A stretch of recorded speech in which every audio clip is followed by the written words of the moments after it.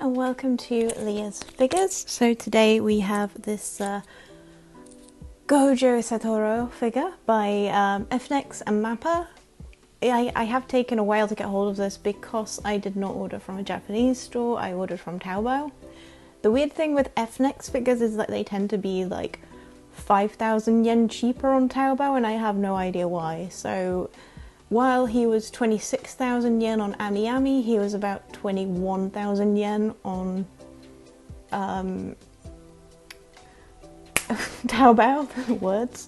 And I really wanted this figure. I just watched the Jujutsu Kaisen anime when I ordered this, and I have just finished volume 15 of the manga. Now I've just received this, so there's kind of a nice circle going on there. Obviously there was a lot of discussion about whether the E-Stream version or this version was better. I think it really just depends on what kind of style you're going for. So if I spin this box around, obviously with this we have him being kind of cool, whereas the E-Stream one, if I put a picture on the screen, is kind of like a crazed look from the manga. And Gojo does pull looks like that in the manga, to be fair.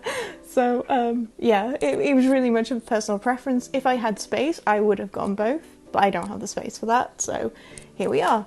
So yeah, he is a really heavy figure. As you can see, I've got all the Chinese info on the back since I didn't get the Japanese version. But it was just imported, really. Yeah, so these are all by Design Coco, which is phenomenal. They do a lot of E-Stream's work, to be honest. So we're just gonna hop in because obviously this is not a new figure. He released in like March, I believe. May have been February. I've been waiting a long time. So yeah, as we open this up, there's a lot of blue inside, which is obviously his like well-known colour, and it's got his name at the bottom, which is upside down at the moment, along with some instructions. Even the box is quite sturdy, and I do like it's compact.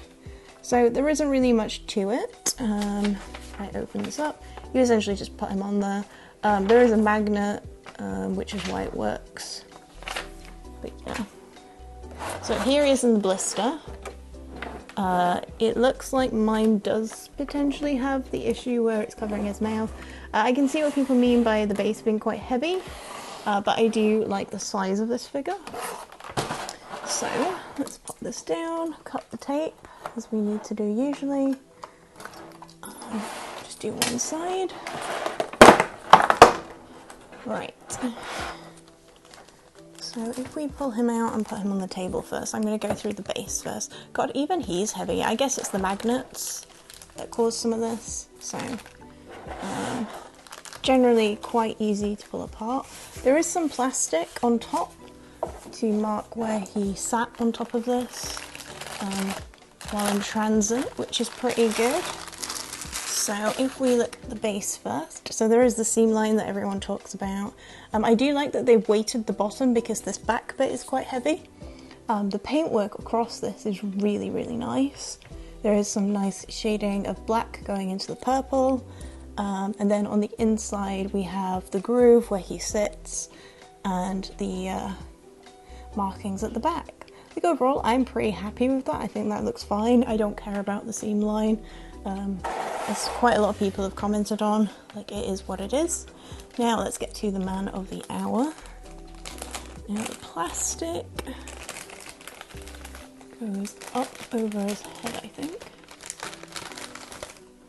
Oh wow. Oh crikey. Okay, so let me see if I can get this across. So as you can see, the gloss on his eyes is absolutely stunning. And his hair looks incredible. There are a couple of like blotches where the purple has gone in the wrong bit, I think. Or maybe that's fine, I don't know. I do like that they've properly done his collar so it pops up. He might need a little bit of dusting there. There is like a paint blemish on his shoulder there. You can see that. But it's not too noticeable. His hand is really quite well sculpted. I love the gloss on the fingernails, and I love the shading on the hand that's pulling the thing. You can just see his mouth underneath, so I don't think mine's quite as bad as some people have had. to be honest. I'm pretty happy with that. The shading on his clothes is phenomenal though, like the purple and black mixture and the shininess of his shoes I really like. So he should be able to just slot in there. I've just got to work out the right angle for this. I'm pretty sure it's supposed to be like that. Yeah, that looks right. So yeah, he looks incredible.